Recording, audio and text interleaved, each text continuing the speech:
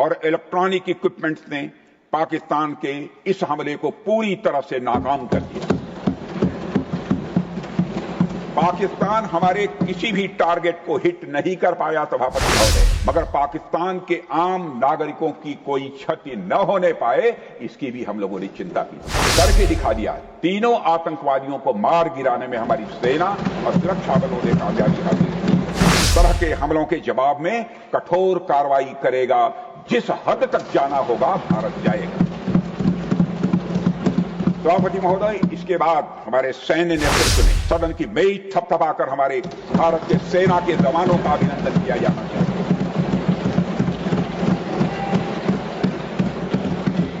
सभापति महोदय, पाकिस्तान के हमले के जवाब में भारत की आंतरिक और बाह्य सुरक्षा सुनिश्चित करने में हमारी सेनाओं और हमारी सुरक्षा बलों की जो भूमिका रही है, मैं कह सकता हूं विश्वास के साथ, उसकी जितने भी सराहना की जाए वह कम है। अध्यक्ष महोदय,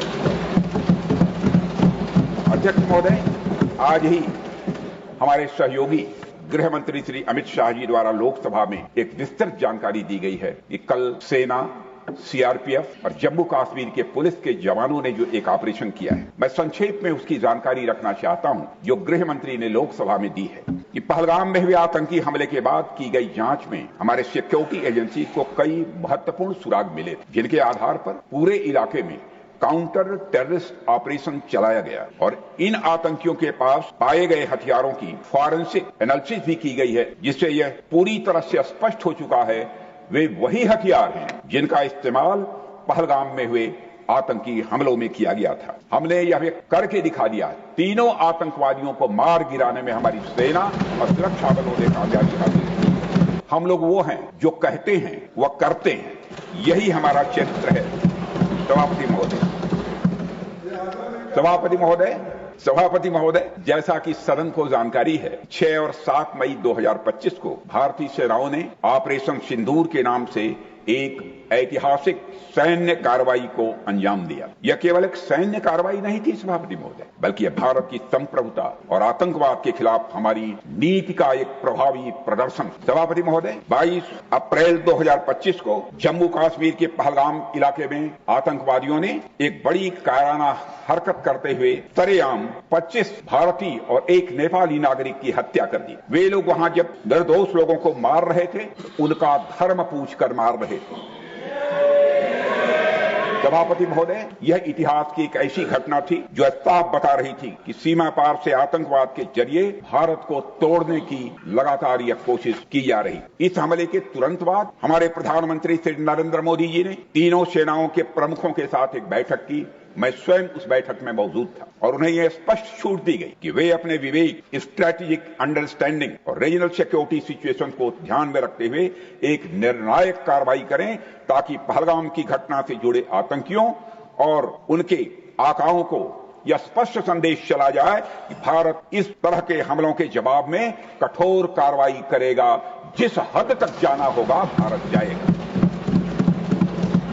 सभापति महोदय, इसके बाद हमारे सैन्य नेतृत्व ने न केवल अपनी मैच्योरिटी दिखाई, बल्कि इस स्ट्रेटेजिक विजडम का भी उन्होंने प्रदर्शन किया, जिसकी उम्मीद भारत जैसी एक रिस्पांसिबल पावर से की जाती। सभापति महोदय, ऑपरेशन सिंदूर को अंजाम देने से पहले हमारी सेनाओं ने हर पहलुओं पर बहुत ही गहराई से अध्ययन। हमारे पास कई विकल्प, लेकिन हमने उस विकल्प को चुना जिसमें आतंकवादियों और उनके ठिकानों को तो अधिकतम नुकसान पहुंचे, मगर पाकिस्तान के आम नागरिकों की कोई क्षति न होने पाए, इसकी भी हम लोगों ने चिंता की। सभापति महोदय, हमारी सेनाओं के द्वारा की गई वेल कोऑर्डिनेटेड स्ट्राइक्स ने 9 टेररिस्ट इंफ्रास्ट्रक्चर टारगेट्स पर सटीक प्रहार किए और इस सैन्य कार्रवाई में एक अनुमान के अनुसार करीब 100 से काफी अधिक आतंकवादी, उनके ट्रेनर्स, उनके हैंडलर्स और सहयोगी मारे गए। इनमें से अधिकांश जैसे मोहम्मद, लश्कर-ए-तोयबा और हिजबुल मुजाहिदीन जैसे आतंकी संगठनों के से संबंधित ये वही आतंकी संगठन हैं, सभापति महोदय, जिन्हें पाकिस्तान की सेना और आईएसआई का खुला समर्थन प्राप्त। सभापति महोदय, हमारी कार्रवाई पूरी तरह से सेल्फ डिफेंस में, यह न तो प्रोएक्टिव थी और न ही एक्सपेंशनिस्ट थी। फिर भी 10 मई 2025 को रात लगभग 1:30 पर पाकिस्तान ने बड़े पैमाने पर भारत के ऊपर मिसाइल, ड्रोन और अन्य लॉन्ग रेंज वेपन्स का खुलकर इस्तेमाल, और इसके साथ साथ उन्होंने इलेक्ट्रॉनिक वॉरफेयर से जुड़ी टेक्नोलॉजीज का भी सहारा लिया। उनके निशाने पर भारतीय वायुसेना के अड्डे थे, थल सेना के एम्यूनिशन डिपोज थे, हवाई अड्डे थे और मिलिट्री कैंट। सभापति महोदय, मुझे यह कहते हुए इस सदन के समक्ष गौरव की अनुभूति हो रही है कि हमारे air defence system, counter drone system और इलेक्ट्रॉनिक इक्विपमेंट्स ने पाकिस्तान के इस हमले को पूरी तरह से नाकाम कर दिया। पाकिस्तान हमारे किसी भी टारगेट को हिट नहीं कर पाया सभापति महोदय, और हमारे किसी भी इंपॉर्टेंट एसेट को कोई नुकसान नहीं पहुंचा। हमारी सुरक्षा व्यवस्था चाक चौबंद थी और हर हमले को हमने रोका। मैं इसके लिए भारतीय सेना के बहादुर सैनिकों की भूरि भूरि प्रशंसा करता हूं सभापति महोदय, जिन्होंने दुश्मनों के हर मंसूबे पर पानी फेर दिया। और मैं चाहूंगा पक्ष हो अथवा विपक्ष हो, सबको मिलकर एक बार इस सदन की मेज थपथपाकर हमारे भारत के सेना के जवानों का अभिनंदन किया जाना चाहिए।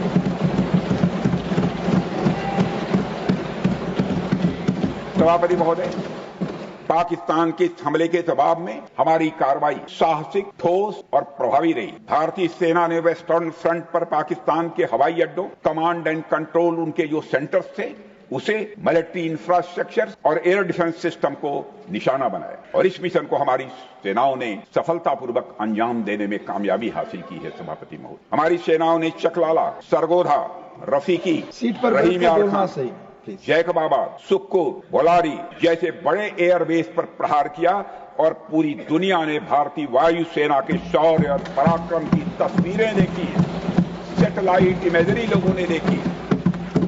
सभापति महोदय, ऑपरेशन सिंदूर ट्राई सर्विसेज कोऑर्डिनेशन की एक शानदार मिसाल। भारतीय वायुसेना ने आसमान से हमले किए, हमारे थल सेना ने जमीन पर अपना मोर्चा संभाल लिया सभापति महोदय, और हमारे जवान नियंत्रण रेखा पर पूरी ताकत से डटे रहे और पाकिस्तान की हर हरकत का करारा जवाब। भारतीय नौसेना ने भी उत्तरी अरब सागर में अपनी तैनाती मजबूत कर भारतीय नौसैनिकों ने पाकिस्तान को यह साफ संदेश दे दिया कि हम समुद्र से लेकर जमीन तक सभापति महोदय पाकिस्तान के हर महत्वपूर्ण ठिकानों पर प्रहार करने में न केवल सक्षम हैं, बल्कि हम पूरी तरह से तैयार हैं।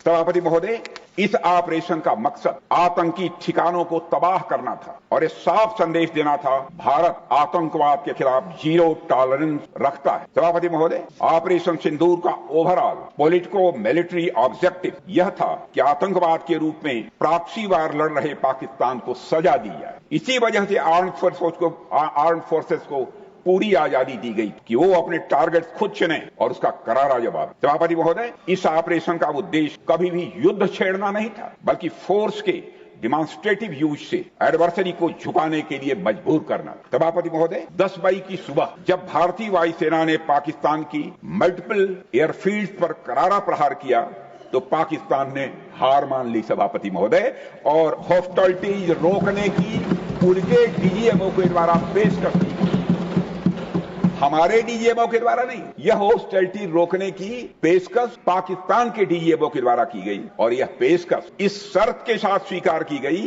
कि ऑपरेशन केवल स्थगित किया जाएगा, यह समाप्त नहीं किया जाएगा। ऑपरेशन सिंदूर स्थगित किया जाएगा अगर पाकिस्तान के ओर से भविष्य में कोई आतंकी करतूत की गई, तो हम फिर ऑपरेशन शुरू करने में रंच मात्र भी संकोच नहीं करें।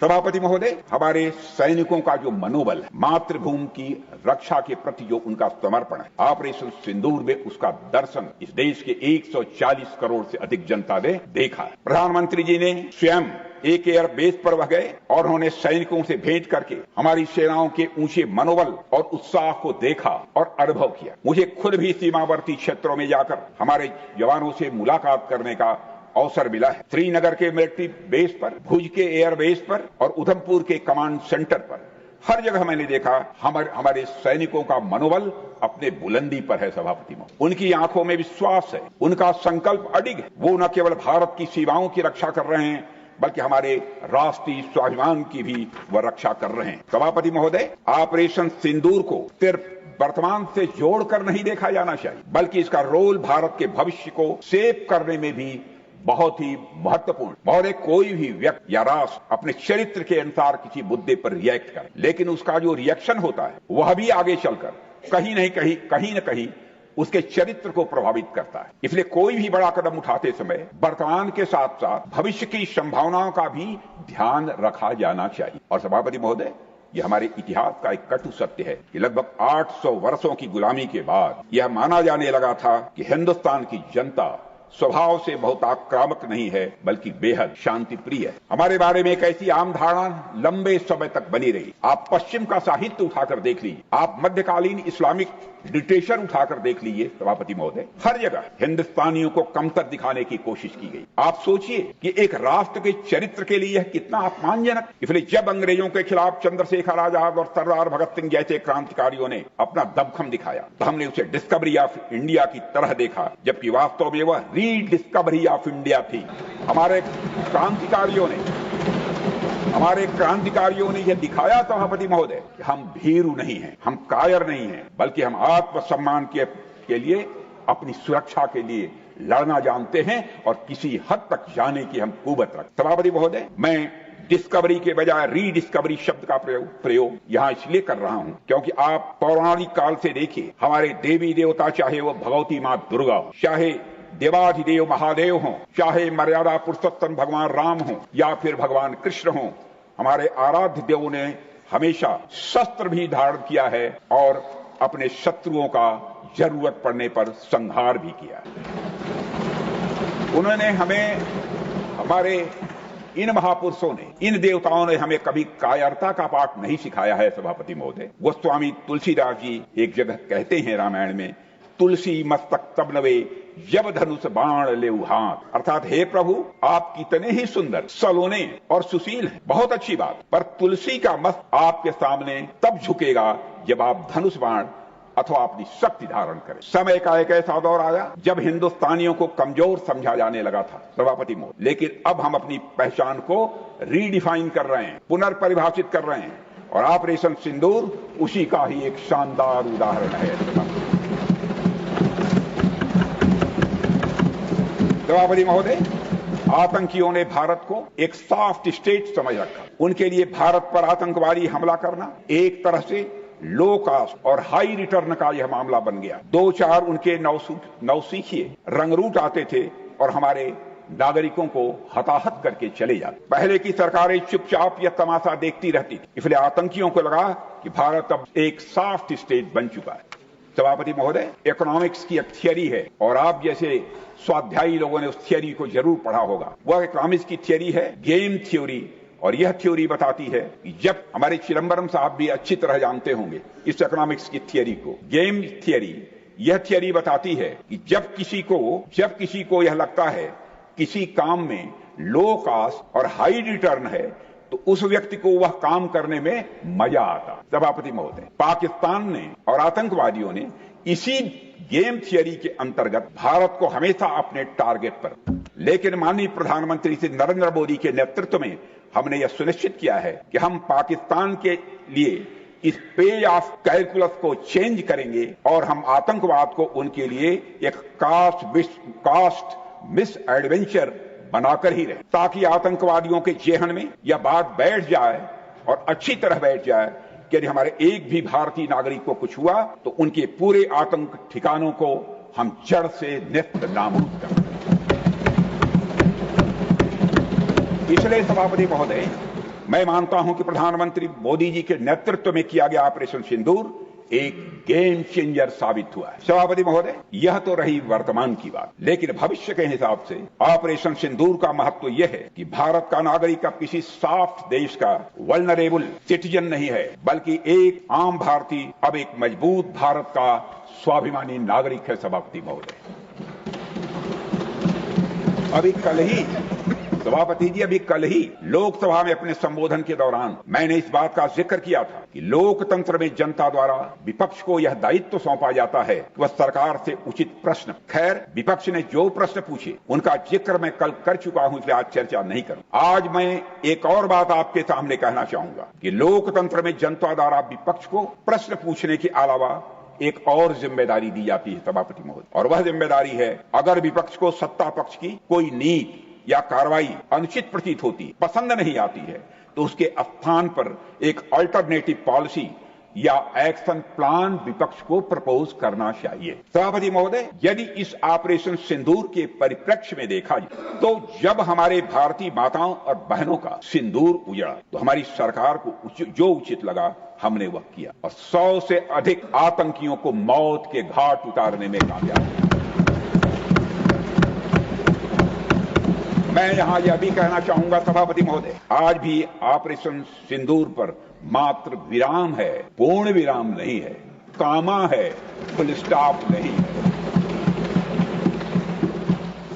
अगर किसी को यह लगता है कि हमने ऑपरेशन सिंदूर करके ठीक नहीं किया तो मैं उन्हें आमंत्रित करता हूं वह जनता को बताएं कि उनके पास इसका अल्टरनेटिव एक्शन प्लान क्या है। हमारी माताओं बहनों का सिंदूर उजड़ गया, क्या हम पाकिस्तान के साथ डिप्लोमेटिक इंगेजमेंट करें? क्या हम पाकिस्तान को डोजियर सौंपें? क्या हम अंतर्राष्ट्रीय संगठनों में जाकर केवल बातें करें? जब हमारे विपक्ष के साथी सत्ता में थे तो आतंकी हमले होने पर वे ऐसे ही कदम उठाया करते थे। क्षमा कीजिएगा खड़गे जी, मैं विपक्ष का बहुत सम्मान करता हूं। अस्वस्थ लोकतांत्रिक व्यवस्था में विपक्ष का सम्मान किया भी जाना चाहिए। और सभापति महोदय, कुछ लोगों को लगता है कि पाकिस्तान के पास न्यूक्लियर वेपन्स हैं तो उनसे केवल बातचीत करनी चाहिए, छेड़ना नहीं। इस न्यूक्लियर ब्लफ के कारण हमने न जाने कितने नागरिकों को खो दिया है। तो हमारा विजन है कि ईंट का जवाब पत्थर से दें।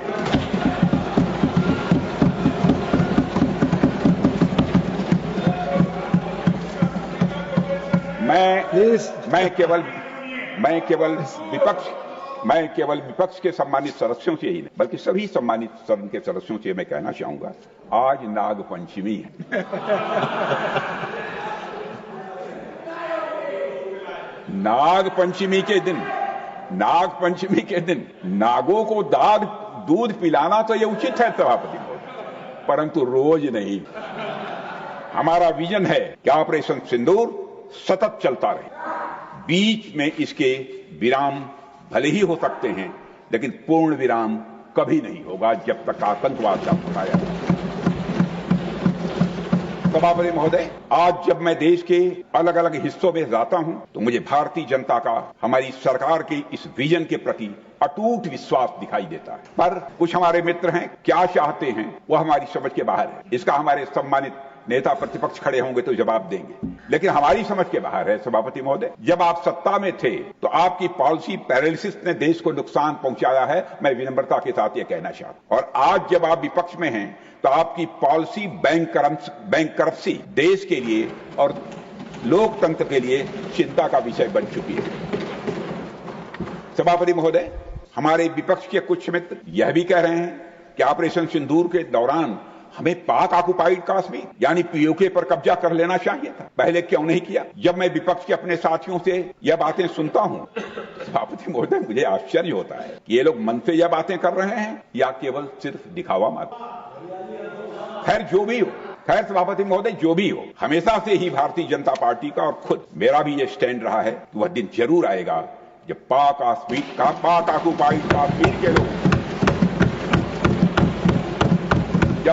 ऑक्युपाइड कश्मीर के लोगों को भारत की शासन व्यवस्था का अंग बनने का सौभाग्य प्राप्त होगा। मुझे विपक्ष के अपने साथियों की इस मांग पर इसलिए आश्चर्य हो रहा है क्योंकि विपक्ष में जो लोग आज बैठे हैं, जब उनकी सरकार थी तो उन्होंने जो काम किया वह आज की मांग के ठीक विपरीत है। मैं उत्तर प्रदेश के पूर्वांचल का रहने वाला हूं, बनारस का कर्म क्षेत्र हमारा उत्तर प्रदेश की राजधानी लखनऊ है, जहां से मैं सांसद। और हमारी पूरब में बहुत पुरानी कहावत है, बचपन की वो कहावत मुझे याद है, बाप मरा अधियारे मां, बेटवा का नाम पावर हाउस। माने बाप तो अंधेरे में मर गया लेकिन बेटे का नाम पावर हाउस, यानी बाप जीवन भर अंधेरे में रहा और बेटे ने अपना नाम पावर हाउस रख दिया। सभापति महोदय, जब हमारे कुछ मित्र जो आज कभी सत्ता में थे, आज विपक्ष की चेयर पर बैठे हैं, जब वो देश की शासन व्यवस्था चला रहे तो उन्होंने और उनके पॉलिटिकल सीनियर्स ने भारत में हुए आतंकी हमलों के जवाब में पाकिस्तान पर कोई कार्रवाई नहीं, क्योंकि उन्हें डर था कि पाकिस्तान एक न्यूक्लियर वेपन स्टेट। और आज जब हम पाकिस्तान को मुंह तोड़ जवाब दे रहे हैं तो मुझे इस अंधेरे और पावर हाउस वाली बाप बेटी की कहानी स्वाभाविक रूप से याद आ रही, इसलिए मैंने उसकी चर्चा। आज विपक्ष के हमारे साथियों को का पीओके प्रेम देखकर मुझे एक गजल भी याद आ रही है, जिसका एक शब्द बदल कर मैं आपको सुनाना चाहता हूं। गजल भी सुना रहा हूं पूरी ईमानदारी के साथ, एक शब्द बदल कर मैं गजल सुना रहा हूं। पीओके लुटने का सबब पूछो न सबके सामने, पीओके लुटने का सबब पूछो न सबके सामने, नाम आएगा तुम्हारा ये कहानी फिर से। खैर देर से ही सही, सभापति महोदय, खैर देर से ही सही, खैर देर से ही सही। Take your seat. You're not allowed. Mr. Abdullah Suman, take your seat. Please. Nothing is going on. Take your seat. माननीय गृह मंत्री, मैंने खड़े होने दिए। खड़े हुए विपक्ष का ये फर्ज बनता है, खड़े होते हैं तो शोर मत मचाइए, नहीं खड़े रहूंगी। खैर देर से ही सही, अगर विपक्ष के हमारे साथियों को सद्बुद्धि आई है तो मैं उन्हें आश्वस्त करता हूं कि देश की जनता का आशीर्वाद और ईश्वर की इच्छा रही तो दिन दूर नहीं जब पाक ऑक्युपाइड कश्मीर लोगों को भी घर वापसी होगी। और वह दिन, सभापति महोदय, सदन में मैं बहुत सोच समझकर नाप तोल कर बोल रहा हूं, वह दिन आएगा, निश्चित समय नहीं बतला सकता, जरूर आएगा, जबकि पीओके के लोग, जबकि पाक ऑक्युपाइड कश्मीर के लोग बोलेंगे मैं भी भारत हूं।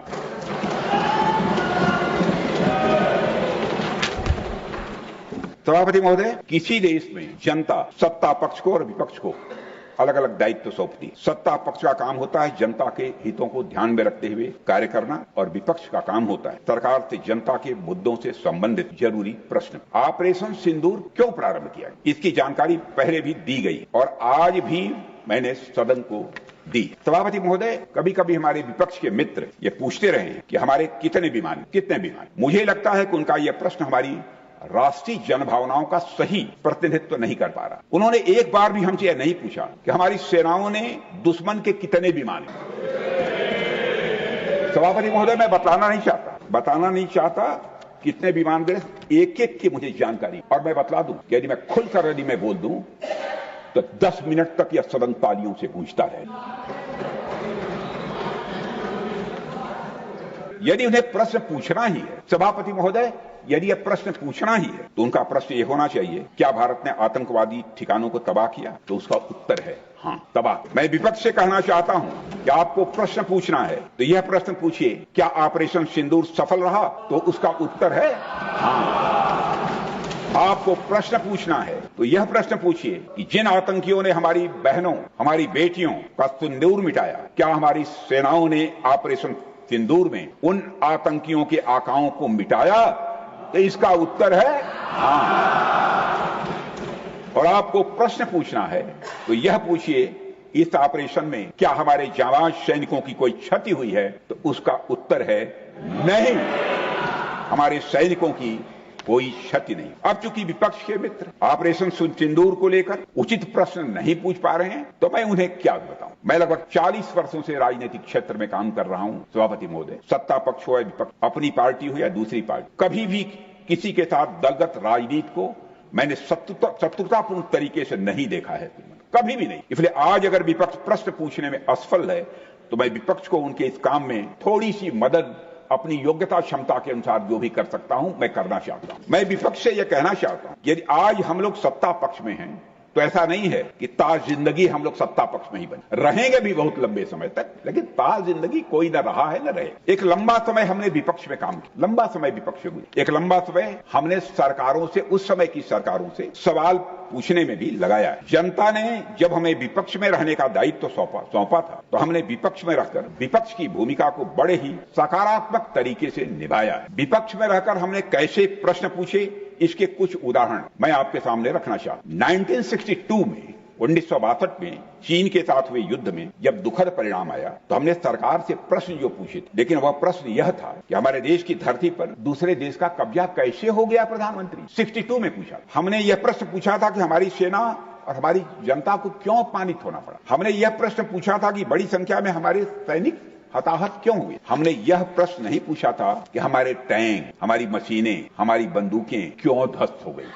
यह नहीं पूछा। मशीनों और तोपों की चिंता न करके हमने भारत की भूमि और देश के सैनिकों की चिंता की उस समय। सभापति महोदय, इसी तरह 71 के युद्ध में 71 में जब श्रीमती इंदिरा गांधी जी भारत की प्रधानमंत्री, जब भारत ने पाकिस्तान को सबक सिखाया तो हमने अपने राजनीतिक और सैन्य नेतृत्व की प्रशंसा की और श्रीमती इंदिरा गांधी की भी खुलकर संसद में प्रशंसा की। हमने इस बात की खुशी जाहिर की कि हमने अपने शत्रु को सबक सिखाया। हमने उस दौरान यह प्रश्न नहीं पूछा था कि सबक सिखाने के दौरान ने भारत को क्या, कैसा और कितना नुकसान, यह प्रश्न नहीं किया। यदि मैं इसे और भी प्रैक्टिकल तरीके से समझाने की कोशिश करूं तो किसी भी परीक्षा में अंतिम परिणाम क्या रहा यही मायने रखता है, इसी का विशेष महत्व होता है। यदि किसी परीक्षा में कोई बच्चा अच्छे मार्क्स लेकर आ रहा है तो हमारे लिए उसके मार्क्स मैटर करने चाहिए। सभापति महोदय, अल्टीमेटली रिजल्ट मैटर करता है और रिजल्ट यह है कि ऑपरेशन सिंदूर के दौरान हमारी सेनाओं ने जो लक्ष्य निर्धारित किया था उन लक्ष्यों को पूरी तरह से हासिल करने में हम कामयाब हैं। सभापति महोदय, ऑपरेशन सिंदूर के माध्यम से हमने पूरी दुनिया को यह स्पष्ट संदेश दे दिया है कि आतंकवाद के खिलाफ भारत किसी हद तक जा सकता है। मैं प्रतिपक्ष के अपने साथियों से कहूंगा, राजनीति करने के लिए तो बहुत सारे विषय पड़े हुए, उन पर बात करिए, उन पर हमारा विरोध करिए, किंतु ऐसा कुछ नहीं होना चाहिए कि सेना के मनोबल, सेना के शौर्य और पराक्रम से संबंधित किसी मुद्दे पर किसी प्रकार की राजनीति करने से हमें बचना चाहिए। यह मेरा विनम्र सुझाव। और सभापति महोदय, मैं तो यही कहूंगा कि जब राष्ट्र की मांग में, भारत माता की मांग में शौर्य का सिंदूर है तो उस पर राजनीति की धूल मत डालिए। भारत माता की मांग में शौर्य का सिंदूर है तब उस पर राजनीति की धूल मत डालिए। इतिहास ऐसे लोगों को कभी माफ नहीं करता। सभापति महोदय, आज सारी दुनिया जान चुकी है कि पाकिस्तान आतंकवाद का मुख्य। जिस देश ने आतंक को अपनी स्टेट पॉलिसी के रूप में औजार बना लिया है उसके लिए लंबे समय तक यह खेल खेलना यह संभव नहीं है। जो लोग सांपों को अपने घर में पालते हैं एक दिन वह सांप उन्हें भी डस ले। आतंकवाद का यह कारोबार आज पाकिस्तान को महंगा पड़ा। सभापति महोदय, ऑपरेशन सिंदूर के दौरान पूरी दुनिया ने देखा है कि पाकिस्तान में सरकार आतंकवादियों के लिए स्टेट फ्यूनरल का इंतजाम कर और सैन्य अधिकारी भी अलगाववादियों के जनाजे में शामिल होते। प्रत्यक्ष आपने टेलीविजन के चैनल पर देखा है, पर्दे पर देखा है। यह वही देश है जो सीमा पर सैनिकों से लड़ने का साहस नहीं जुटा पाता, इसलिए निर्दोष नागरिकों, बच्चों और तीर्थयात्रियों को आतंकवाद का निशाना बना। पाकिस्तान की सेना और ISI आतंकवाद को एक प्रॉक्सी वार के रूप में इस्तेमाल करती हैं सभापति महोदय, और उसके सहारे वे भारत को डिस्टेबलाइज करने की कोशिश करती हैं और भारत को डिस्टेबलाइज करने का वह सपना भी देख। मैं लोकतंत्र के मंदिर में खड़े होकर यह बात कह रहा हूं सभापति महोदय कि भारत को 1000 कट्स देने का सपना पालने वालों का सपना कभी भी किसी भी सूरत में पूरा नहीं हो। और ऐसा भारत नहीं है। ये हमारे प्रधानमंत्री मोदी जी के नेतृत्व का एक नया भारत है जो आतंकवाद के खिलाफ हर हद और हर सरहद पार करने का सामर्थ्य रखता है, क्षमता रखता है। सभापति महोदय, वैसे तो मानवता के सामने जितनी भी भयावह बीमारियां आई देर सवेर सभी समाप्त हो गई। आतंकवाद भी एक महामारी है, इसकी नीयत भी यही होने वाली है, इसमें भी कहीं दो मत नहीं। लेकिन इसे अपनी मौत मरने के लिए नहीं छोड़ा जाता, क्योंकि जब तक आतंकवाद है हमारी सामूहिक शांति, विकास और समृद्धि को यह चुनौती देता ही रहे। हमारे संसाधन इस आतंकवाद रूपी महामारी से लड़ने में बर्बाद होते ही रहे। इसलिए आतंकवाद की इस समस्या का स्थायी समाधान अब बहुत ही आवश्यक हो गया। सभापति महोदय, इतिहास ने बार बार साबित किया है कि आतंकवाद का कोई भी लक्ष्य, चाहे वह कितना ही बड़ा क्यों न, उसे हमेशा हिंसा और डर के बल पर पाने की कोशिश की जाती और वह कभी भी कामयाब नहीं हुई। यह सोचना भी उचित नहीं है कि कोई आतंकवादी किसी का फ्रीडम फाइटर हो सकता है। यह बात मैंने इस्लामाबाद में सार्क गृह मंत्रियों की 2016 में हुई बैठक में पूरी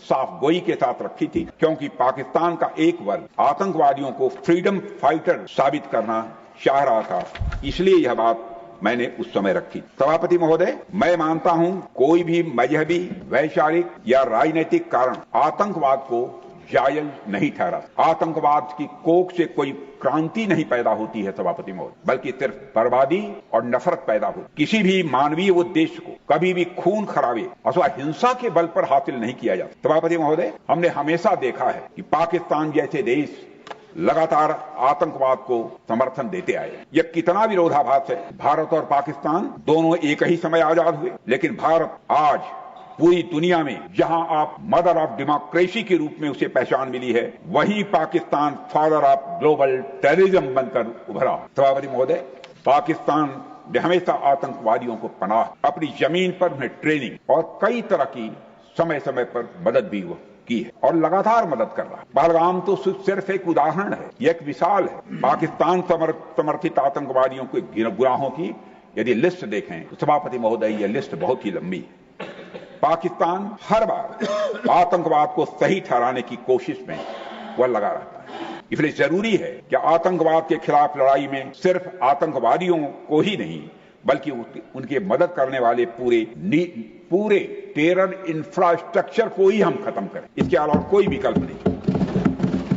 इसलिए ही हमारे प्रधानमंत्री मोदी जी ने कहा कि ऑपरेशन सिंदूर समाप्त नहीं हुआ है, ऑपरेशन सिंदूर स्थगित है, यानी ऑपरेशन सिंदूर जारी। सभापति महोदय, आतंकवाद को फंडिंग और शरण देने वाले देशों को भी आज दुनिया में बेनकाब करना जरूरी। पाकिस्तान को जो पैसा या आर्थिक सहायता मिलती है, उसका एक बड़ा हिस्सा आतंकवाद के कारखाने में खर्च किया जाता है। यह बात पूरी दुनिया के सामने साफ तौर पर आ रही। पाकिस्तान को फंडिंग का मतलब है आतंकवाद के इंफ्रास्ट्रक्चर को फंडिंग। इसलिए मुझे लगता है कि अंतर्राष्ट्रीय समुदाय को इस विदेशी फंडिंग को बंद कर देना चाहिए। पाकिस्तान आतंकवाद की नर्सरी है सभापति, इसको खाद पानी नहीं मिलनी चाहिए। इस पर सारी दुनिया को गंभीरतापूर्वक और ईमानदारी से एक बार विचार करना है। सभापति महोदय, मैं मानता हूं कि आतंकवाद के खिलाफ लड़ाई में एक बड़ी जिम्मेदारी किसी अंतर्राष्ट्रीय संस्था पर तो वह है संयुक्त राष्ट्र संघ, यूनाइटेड नेशंस। लेकिन दुर्भाग्यवश हाल के वर्षों में यूएन के कई निर्णयों पर सवालिया निशान लग गए। सबसे ताजा उदाहरण है संयुक्त राष्ट्र सिक्योरिटी काउंसिल द्वारा पाकिस्तान को काउंटर टेररिज्म पैनल का वाइस चेयरमैन अथवा उपाध्यक्ष बनाया जाए। इसे बहुत ही दुर्भाग्यपूर्ण मैं मानता हूं।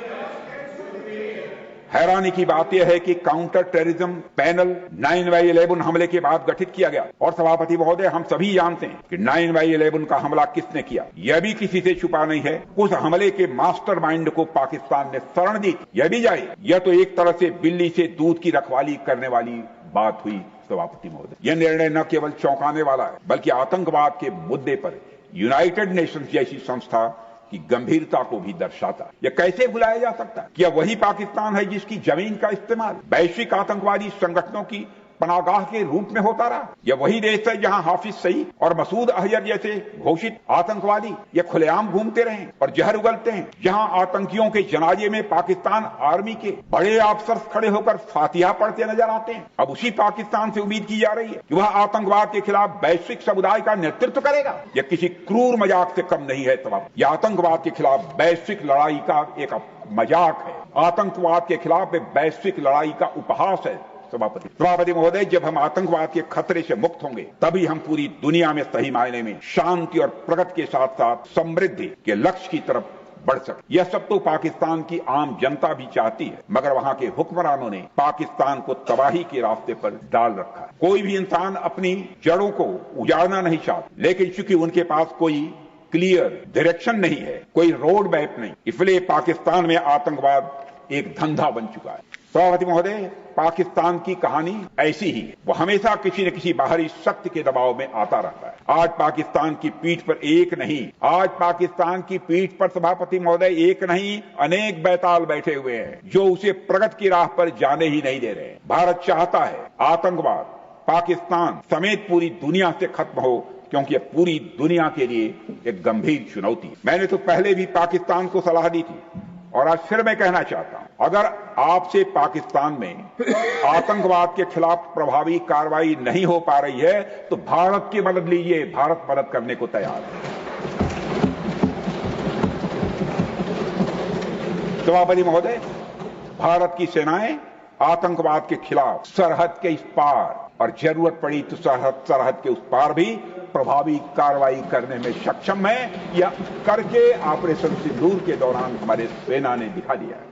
यह तो पाकिस्तान ने भी ऑपरेशन सिंदूर के दौरान देख लिया, साफ तौर पर देख लिया। मगर पाकिस्तान है कि एक जिद्दी बच्चे की तरह सभापति महोदय मानता ही, लेकिन मानेगा। इसलिए पूरी दुनिया के लिए यह जरूरी है कि पाकिस्तान पर आतंकवाद को लेकर हर तरह का रणनीतिक, कूटनीतिक, स्ट्रैटेजिक, डिप्लोमेटिक और आर्थिक दबाव, इकोनॉमिक प्रेशर जितना भी बनाया जा सकता है वो बनाए। पूरी दुनिया से मैं अपील करना चाहता हूं। सभापति महोदय, भारत के लिए शांति हमारी ये प्राथमिकता है, हमारी ये प्रायोरिटी है और हमारी शक्ति उसका आधार है। यह शक्ति हमारे सामर्थ्य से पैदा हुई है सभापति महोदय, यह शक्ति हमारे सामर्थ्य से पैदा हुई। यह सामर्थ्य पिछले 11 सालों में कई गुना बढ़ा है मोदी जी के नेतृत्व। आज भारत विश्व की चौथी सबसे बड़ी अर्थव्यवस्था है और अभी आई मॉर्गन स्टैनली की रिपोर्ट के मुताबिक 2028 तक आते आते भारत विश्व की तीसरी सबसे बड़ी अर्थव्यवस्था बनने जा रहा है। सभापति महोदय, आर्थिक उन्नति के साथ साथ भारत के रक्षा क्षेत्र में 2014 से उल्लेखनीय परिवर्तन आया। आज का भारत रक्षा के क्षेत्र में आत्मनिर्भरता और स्वदेशी उत्पादन की दिशा में तेजी से आगे बढ़ रहा है। आज हम हर दृष्टि से समर्थ भी हैं और सक्षम भी हैं। सभापति महोदय, हमारी सरकार ने आतंकवाद से निपटने के साथ साथ भारत की राष्ट्रीय सुरक्षा को भी मजबूत करने के लिए नई सोच के साथ एक नई रणनीति अपनाई। आज जब हम आत्मनिर्भर भारत की बात करते हैं तो उसके सबसे मजबूत स्तंभों में से एक है हमारा डिफेंस सेक्टर, हमारा रक्षा का क्षेत्र।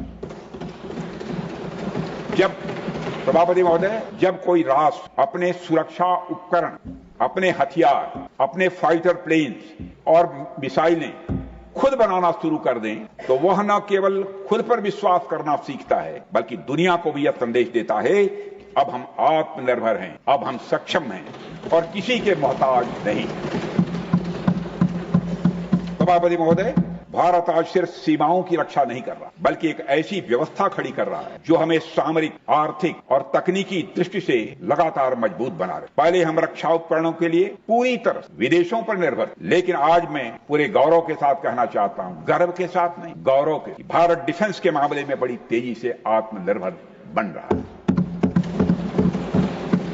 भारत डिफेंस सेक्टर में 2014 के बाद से कई रक्षा क्षेत्र में उल्लेखनीय, बहुत ही रिमार्केबल चेंजेस हुए। प्रधानमंत्री श्री नरेंद्र मोदी जी के नेतृत्व में भारत के रक्षा क्षेत्र को मजबूती देना, यह हमारी सरकार की प्रायोरिटीज में टॉप पर है। अध्यक्ष मोदी, इसके लिए पिछले 11 वर्षों में देश की रक्षा का बजट 2013-14 में 2,53,000 अप्रोक्सीमेटली था, 2,53,000 करोड़ था। वह अब लगभग 3 टाइम्स बढ़कर 2024-25 में 6,21,000 करोड़ से अधिक पहुंच गया। और अब यह भी बताना चाहता हूं सभापति महोदय, इस बार और बढ़ने वाला। सभापति महोदय, आज भारत की सेनाओं के पास केवल इंपोर्टेड हथियार नहीं है बल्कि इस देश में बनी मिसाइलें, टैंक और अन्य सिस्टम एवं प्लेटफॉर्म्स, हमारी अग्नि, हमारी पृथ्वी, ब्रह्मोस जैसी मिसाइलें आज दुश्मन को जवाब देने के लिए तैयार खड़ी हैं। और यह सब भारत में बनी, भारत की धरती पर बनी है, भारतवासियों के हाथों में। और अब हमारे देश में आईएनएस विक्रांत जैसे एयरक्राफ्ट, सभापति महोदय, आईएनएस विक्रांत जैसे एयरक्राफ्ट कैरियर बनाने की भी हमारी ताकत बनाया है। सभापति महोदय, आपको जानकर यह सुखद अनुभूति होगी कि आज भारत का डिफेंस एक्सपोर्ट 2014 के तुलना में लगभग 35 गुना 35 टाइम्स बढ़ चुका है। 35 टाइम्स बढ़ चुका है। 2013-14 में भारत से होने वाला डिफेंस एक्सपोर्ट अप्रॉक्सीमेटली 686 करोड़, वो आज 24-25 में बढ़कर मोर देन 24,000 करोड़ पहुंच गया। करीब 100 देशों को हमारे देश में बने डिफेंस प्रोडक्ट एक्सपोर्ट किए जा रहे हैं। हमारा यह लक्ष्य है कि इस साल हमारा डिफेंस एक्सपोर्ट 30,000 करोड़ रुपए और 2029 आते आते 50,000 करोड़ रुपए तक पहुंच जाए। मुझे पूरा विश्वास है कि हम इस लक्ष्य को हासिल करके रहे। आज हम दुनिया की टॉप 10 एक्सपोर्टर्स कंट्रीज की कतार में आकर खड़े हो गए हैं। सभापति महोदय, हम अपने प्रयासों में कितना सफल रहे इसकी एक झलक आप ऑपरेशन सिंदूर के दौरान देख। वैसे तो रक्षा मंत्रालय समय समय पर डिफेंस एक्सपो करता रहता है, लेकिन दुनिया ने real time defence expo operation Sindoor के दौरान देखा है।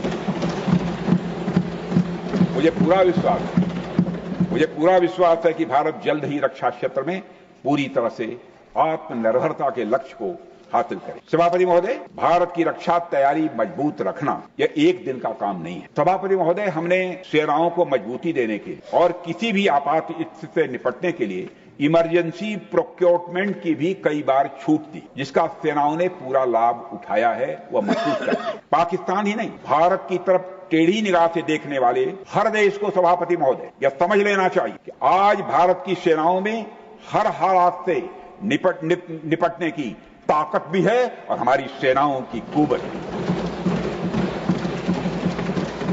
हम जानते हैं कि ऑपरेशन सिंदूर के दौरान कौन सा देश क्या कर रहा है। जानते हैं, हमने ऑपरेशन सिंदूर के माध्यम से पाकिस्तान को सह देने वाली ताकतों को भी संदेश दे दिया है। सभापति महोदय, इस सदन को मैं अवगत कराना चाहता हूं। सभापति महोदय, पाकिस्तान के हुक्मरान जानते हैं कि उनके सैनिक युद्ध के मैदान में भारत से कभी जीत नहीं सकते, इसलिए वे आतंक को पालते हैं, उन्हें प्रशिक्षण देते हैं और फिर खड़े होकर सारी दुनिया के सामने अपने को निर्दोष साबित करने की कोशिश करते हैं। पाकिस्तान दोहरे मापदंड और झूठ की बुनियाद पर खड़ा दुनिया का एक ऐसा देश है जो फेल्ड स्टेट के तौर पर देखा जा रहा है। भारत ने ऑपरेशन सिंदूर के जरिए पूरी दुनिया को दिखा दिया है कि हम आतंकवाद के इस गंदे खेल को अब जड़ से खत्म करने का संकल्प ले। सभापति महोदय, आतंकवाद के विरुद्ध हमारी लड़ाई अब केवल सीमा पर नहीं बल्कि वैचारिक मोर्चे पर भी लड़ी जा रही और इसी उद्देश्य से हमारे प्रधानमंत्री जी ने कई उच्च स्तरीय समितियों का गठन भी किया है और उसमें विभिन्न राजनीतिक दलों के रिप्रेजेंटेटिव शामिल रहे और इस समिति ने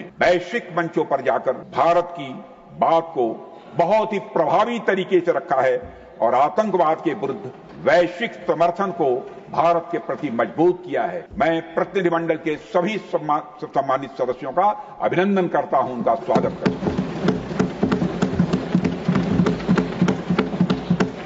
सभापति महोदय, ऑपरेशन सिंदूर को लेकर सर्वदलीय बैठक भी हुई। हमारे इस सदन के सम्मानित नेता प्रतिपक्ष आदरणीय खड़गे जी भी इस बैठक में मौजूद। मुझे इस सदन को बताते हुए हर्ष हो रहा है कि ऑपरेशन सिंदूर के दौरान हर राजनीतिक दल में, खड़गे साहब जी, हर राजनीतिक दल ने अपने मतभेद भुलाकर देश हित में सेना और सरकार के प्रति अपना पूरा समर्थन। यही हमारे देश के लोकतंत्र की मजबूती है, यही हमारे देश के लोकतंत्र की ताकत, यही हमारे देश के लोकतंत्र की खूबसूरती है। सभापति महोदय, जैसा कि हमारे माननीय प्रधानमंत्री जी ने भी कहा है कि ऑपरेशन सिंदूर सिर्फ रुका है, समाप्त नहीं हुआ। यदि आवश्यकता पड़ी, यदि पाकिस्तान फिर किसी नापाक हरकत की कोशिश करता है, हम और भी कठोर और भी निर्णायक कार्रवाई के लिए पूरी तरह से तैयार हैं। हमने सभापति महोदय यह स्पष्ट कर दिया है, भारत किसी भी तरीके से न्यूक्लियर ब्लैकमेलिंग या अन्य दबावों के आगे झुकने वाला नहीं। सभापति महोदय, ऑपरेशन सिंदूर के माध्यम से जो हमने किया और उसके पहले सर्जिकल स्ट्राइक और एयर स्ट्राइक के जरिए जो संदेश दिया गया वो बहुत पहले ही हो जाना चाहिए। सभापति महोदय, हमारी सरकार की जो नीति है वह पहले की सरकारों को भी अपनानी चाहिए, अपना लिया होता तो अच्छा रहता। उन सरकारों को जिनके शासनकाल में भारत ने सबसे भीषण आतंकी हमला का सामना किया, जिनमें 2008 का मुंबई हमला आज भी हर हिंदुस्तानी के जेहन में जिंदा है और मैं कहना चाहता हूं, कहना यह एग्जैगरेशन नहीं हो, अतिशयोक्ति नहीं होगी कि यह न भूलने वाली त्रासदी है 2008। सभापति महोदय, कल मैंने लोकसभा में जिक्र किया था, यहां भी करना आवश्यक समझता हूं। श्री प्रणब मुखर्जी जी ने अपनी किताब द कोलिशन ईयर्स में लिखा है कि जब मुंबई अटैक हुआ, India had evidence that the terrorists came from Karachi port. Pakistan के नॉन स्टेट एक्टर्स के बहाने को पूरी दुनिया में कोई मान नहीं रहा, तो उन्होंने लिखा है, प्रणब मुखर्जी साहब ने लिखा है, and I quote, amid heated debates with the cabinet, amid heated discussions, amid heated debates within the cabinet, there was a demand for military intervention which I rejected. Unquote. भारतीय विदेश सेवा के एक वरिष्ठ अधिकारी ने भी अपनी किताब में इस बात की पुष्टि की कि मुंबई हमले के तुरंत बाद एक उच्च स्तरीय बैठक हुई जिसमें तत्कालीन विदेश मंत्री प्रणब दा ने पूछा व्हाट शुड बी डन। तो उस समय के विदेश सचिव शिवशंकर मेनन जी ने सुझाव दिया कि भारत मुर्दके में लश्कर तोयबा के मुख्यालय पर क्रूज मिसाइल से हमला कर सकता है। यह सुनकर प्रणब दा ने चश्मा उतारकर साफ किया और सभी अधिकारियों को थैंक यू बोलकर बैठक समाप्त। सभापति प्लीज बैठकर नो नथिंग प्लीज चेयर पर बैठ कर ना बोले प्लीज प्लीज चेयर पर मेरे पास है प्लीज है हमारे पास है प्लीज उस समय please Jairam ji please take your place. Please बैठ जाओ। मैं जयराम जी मैं झूठ प्लीज आप पक्का मानिए मैं सत्य हूँ। Please take your seat. Jairam ji please take your seat. Not allowed. मैं दूंगा इसका, आप कहेंगे तो वो प्रमाण दे दूंगा। उस समय सरकार उस समय की सरकार ने सभापति महोदय जो उचित लगा वो किया, पर मैं मानता हूं कि अगर तब की सरकार ने भी 2016 जैसी सर्जिकल स्ट्राइक और 2019 जैसी एयर स्ट्राइक जैसे निर्णायक कदम उठाए होते तो पाकिस्तान को आतंकवाद के नफे नुकसान का अच्छे से अंदाजा हो गया। सभापति महोदय 2008 में मुंबई हमलों के बाद भी उस समय की सरकार ने बिना कोई कठोर कार्रवाई किए अपना बातचीत की राशि प्लीज नहीं बैठकर प्लीज जयराम जी नहीं प्लीज टेक योर सीट। मैं स्पष्ट करना चाहता हूं, मैं आपको मौका मिलेगा अपनी बात कहेंगे। No not allowed Jairam ji, it will not go the record. Nothing is going on record. Jairam ji you are not allowed to please. हमारे श्री जयराम जी रमेश हमारे बहुत मित्र हैं, गहरे मित्र हैं, हम लोग मिलकर बैठकर बात कर लेंगे। मैं यह स्पष्ट करना चाहता हूं सभापति महोदय, सर प्लीज मैं यह स्पष्ट करना चाहता हूं आपकी बात ही रिकॉर्ड पे सभापति महोदय, यह कोई आलोचना नहीं है, यह कोई आलोचना नहीं है, न उस सरकार की, न उस समय के प्रधानमंत्री की, न तो उन नेताओं की। यह कोई आलोचना नहीं है। उस समय की लीडरशिप को जो सही लगा उन्होंने वही निर्णय लिया। मैं बस इतना कहना चाहता हूं सभापति महोदय, आज का भारत अलग सोचता है और अलग तरीके से काम कर। आज मोदी जी के नेतृत्व में भारत वह देश नहीं रहा जो पहले था। आज भारत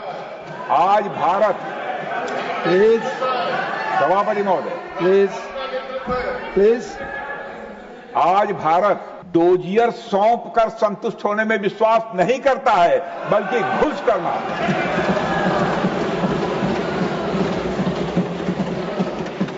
आज भारत सभापति महोदय बर्दाश्त नहीं करता है, बल्कि जमकर माकूल जवाब।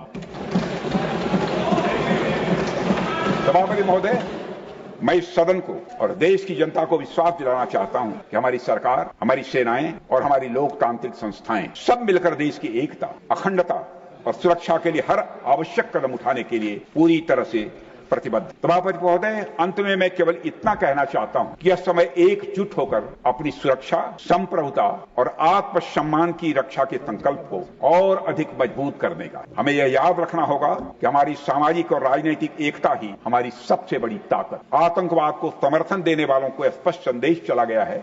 सभापति महोदय, भारत अपनी मातृभूमि की रक्षा करने के लिए पूरी तरह से संकल्पबद्ध। आइए हम सभी दलगत भावना से ऊपर उठकर संगच्छध्वम संवरद्धम के मंत्र से प्रेरणा लेकर एक साथ एकजुट होकर खड़े हो जाएं और हम इस राष्ट्रीय संकल्प को मजबूत करें। यही हम सबका राष्ट्रीय दायित्व है, ऐसा मैं मानता हूं। इन्हीं शब्दों के साथ आइए हम सभी एक बार फिर से सदन की मेज को थपथपाकर ऑपरेशन सिंदूर के दौरान थल सेना, वायुसेना, नौसेना के शौर्य पराक्रम का अभिनंदन करें। सभापति महोदय, बहुत बहुत धन्यवाद। माननीय श्री मल्लिकार्जुन खड़गे, लीडर ऑफ अपोजिशन। माननीय श्री मल्लिकार्जुन खड़गे।